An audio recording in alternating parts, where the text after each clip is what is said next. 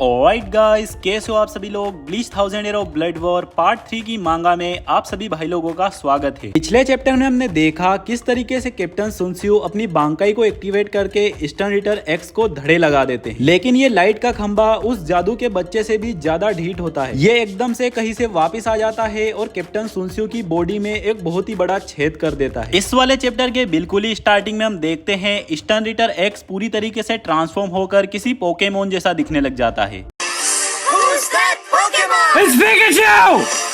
It's Clefairy!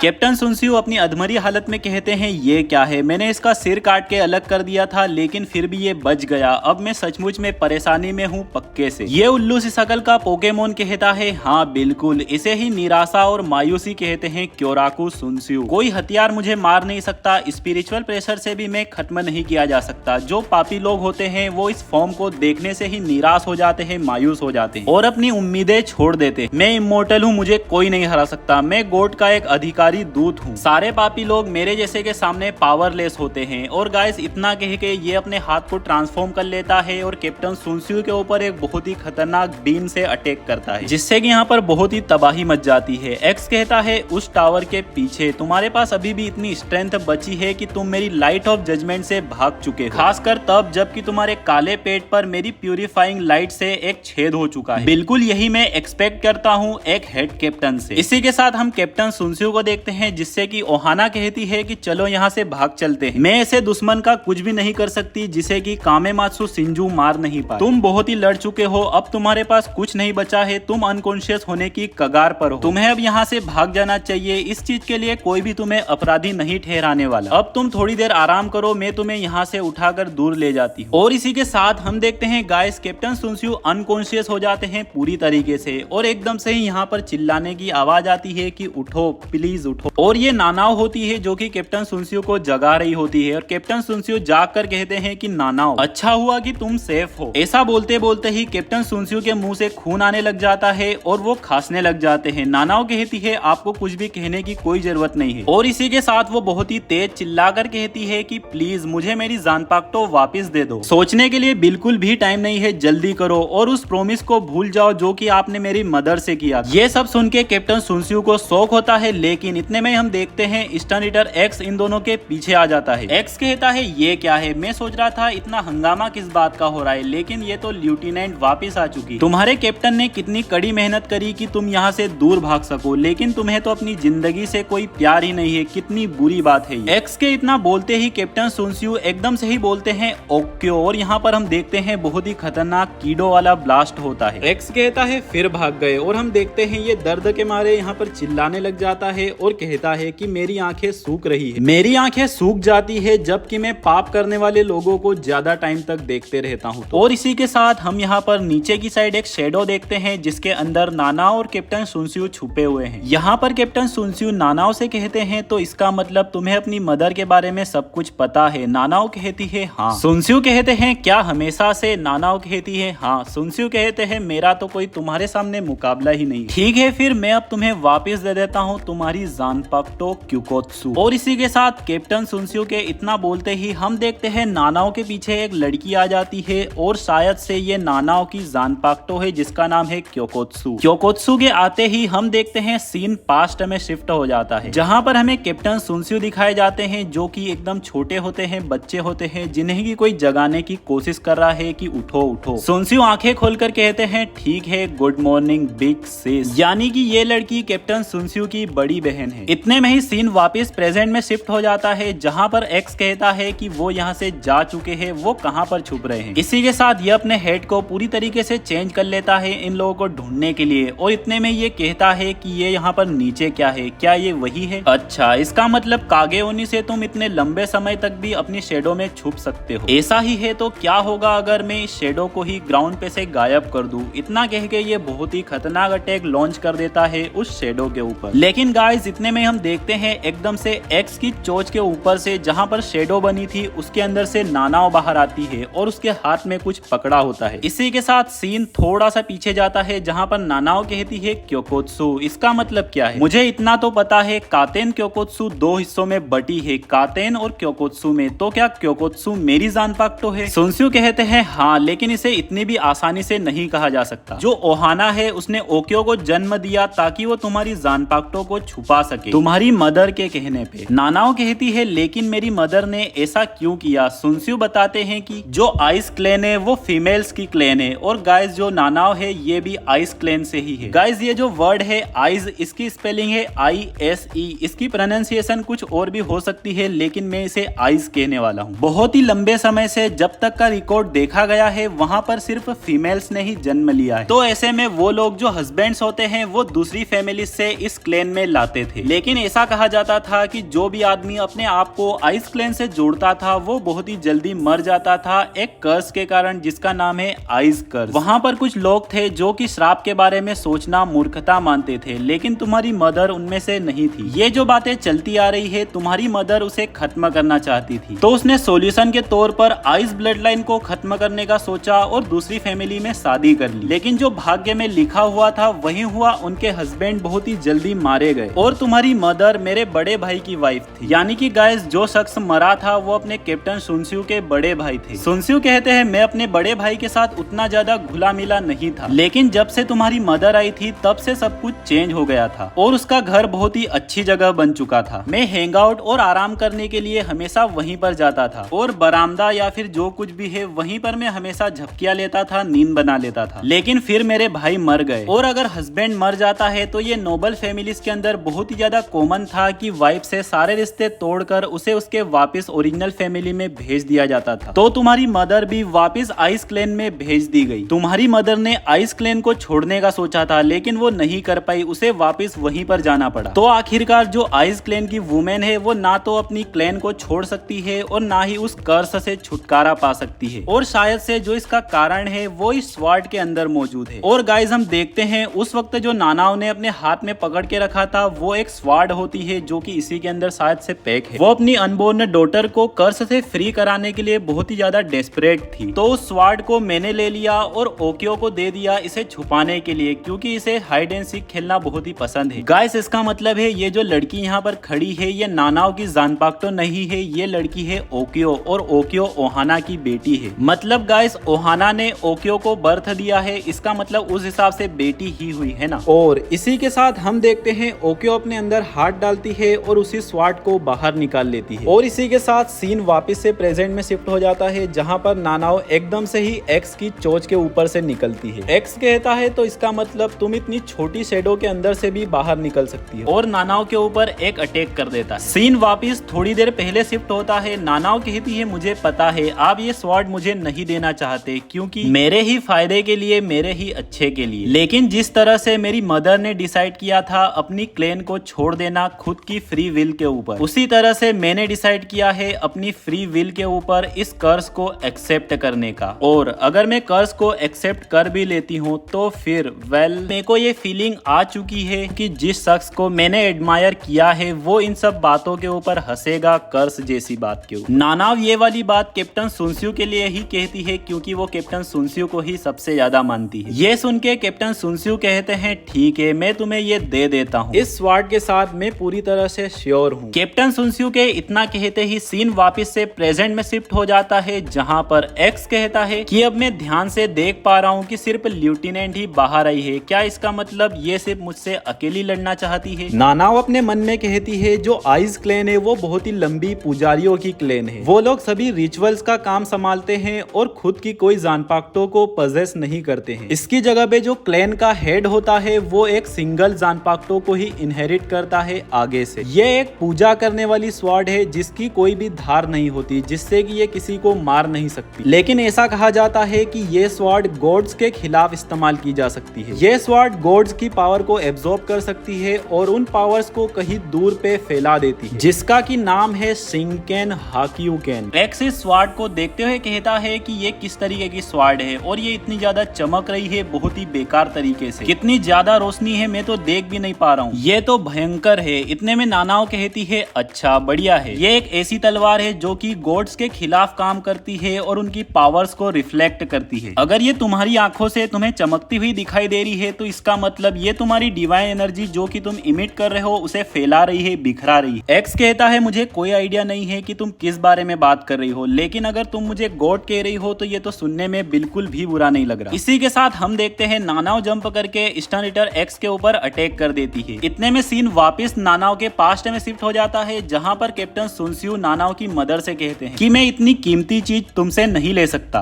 और guys यहाँ पर ये कीमती चीज मतलब इसी स्वार्ड की बात हो रही है। ये सिर्फ आइस क्लान के मेंबर्स के ऊपर ही अपना इन्फ्लुएंस, अपना असर डालती है। सिर्फ इसे रखने मात्र से कोई भी दुर्भाग्य नहीं आने वाला। नानाओ की मदर कहती है आइस क्लैन के बाहर तुम वो सिर्फ अकेले पर्सन हो जिसके ऊपर मैं डिपेंड कर सकती हूँ और जिसके ऊपर मैं भरोसा कर सकती हूँ, तो प्लीज इसे ले लो। और गाइस हम यहाँ पर देखते हैं नानाओ बैठी होती है जो कि बहुत ही छोटी है और ये वाला पास्ट नानाओ की ही मेमोरी है। नानाओ की आवाज आती है, जो चीज मैंने सबसे पहले नोटिस की थी वो थे हेयर पिन। तभी हम कैप्टन सुनसियू को देखते हैं जिनके पीछे से बहुत सारे लोग आपस में बात करते हैं कि देखो उन्हें, ये तो 13 कोड गार्ड स्क्वाड के कैप्टन है। गाइस ये बात करने वाले लोग नानाओ की तरह स्टूडेंट टाइप के बंदे हैं जो कि किसी स्क्वाड में सिलेक्ट होने के लिए ट्रेन कर रहे हैं अपने आप। ये बच्चे कहते हैं, लोग कह रहे हैं कि ये यहाँ पर हेडमास्टर को देखने के लिए आए हैं। और गाइस नानाओ भी इन लोगों की बात यहाँ पर सुन रही होती है। नानाओ की आवाज आती है, स्वार्ड के एक्सचेंज के बाद मैं आपको दूर से ही पीछे से देखने लग गई और मैंने देखा एक अजीब वुमेन का किमोनो आपके शोल्डर्स के ऊपर लिपटा हुआ है। वो किमोनो बहुत ही कॉमन पैटर्न में था जो कि कहीं भी आसानी से मिल सकता है, लेकिन मैंने सोचा कि मेरी मदर के पास ऐसा ही था जो कि वो छोड़ के चली गई थी। पर जो हेयर पिन्स थे वो भी एग्जैक्टली मेरी मदर के हेयर पिन्स जैसे ही दिख रहे थे। तभी हम देखते हैं यहाँ पर बच्चे बोल रहे होते हैं कि अच्छा तुम्हें स्क्वाड 1 मिली है, बहुत बढ़िया, मुझे स्क्वाड 5 मिली है। ये तो वाइस कैप्टन आइजन की स्क्वाड है, बहुत ही कूल बात है। ये तो देख रहे हो गाइस, बच्चे को पता है कि ब्लीच के अंदर किस बंदे के नाम के आसपास कूल शब्द को इस्तेमाल करना चाहिए।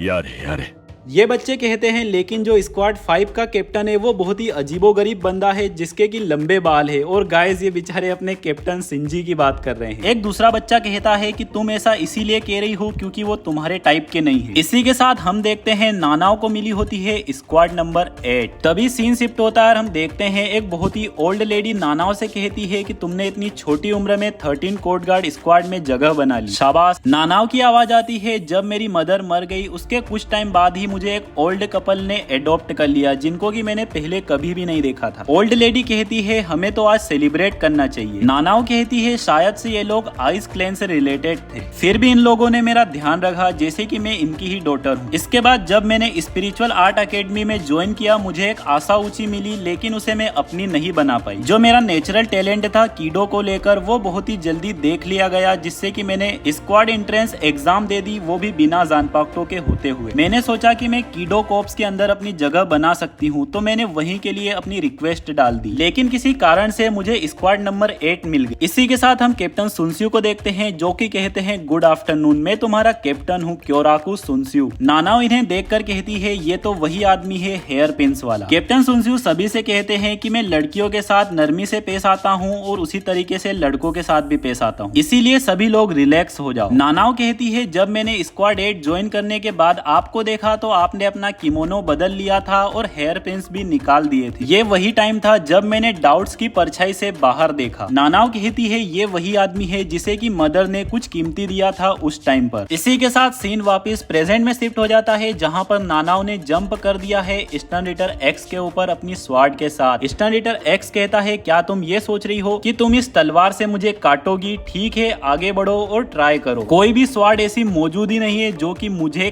काट। एक्स के इतना बोलते ही हम देखते हैं भाई साहब नानाओ की स्वार्ड एक्स के हाथ पे लग जाती है और उसका हाथ पूरी तरीके से ब्लास्ट कर जाता है। नानाओ झटके के कारण पीछे जाने लगती है और वो अपने आप से कहती है कि इसने अपने आप को बचा लिया, इसे पूरी तरीके से ऑफ गार्ड होना चाहिए था। एक्स चिल्लाते हुए कहता है कि मैं इस स्वार्ड के अजीब होने के बारे में सोच ही रहा था, तभी मैंने एकदम ध्यान से देखा कि इस स्वार्ड की तो कोई ब्लेड ही नहीं है। ये बहुत ही क्लियर साइन है कि ये खतरनाक है कि तुम इस तरीके की किसी स्वार्ड से अटैक कर रही हो। अगर ऐसा ऐसा देखे कि तुमने सचमुच में मेरी बॉडी को काट दिया है, लेकिन तुम यहीं तक बढ़ सकती हो, ये तुम्हारा मैक्सिमम है, तुम इससे आगे नहीं बढ़ सकती। एक्स इसी के साथ अपना एक अटैक चार्ज करने लग जाता है और कहता है कि तुम्हें पक्का करना चाहिए था कि जो तुम्हारा आखिरी अटैक है वो मुझे मार दे, क्योंकि जो गॉड का दूत है वो कभी भी दूसरी बार अब ऑफ गार्ड नहीं मिलेगा। नानाओ के पास अब कोई भी ऑप्शन नहीं होता, वो बेचारी बहुत ही ज्यादा डरी होती है। सीन इसी के साथ कैप्टन सुनसियो पे शिफ्ट हो जाता है, जो कि कहते हैं मैंने अपने आप को जिम्मेदार ठहराया था। और हम एक और पास्ट सीन देखते हैं कैप्टन सुनसियो का। कैप्टन सुनसियो कहते हैं क्या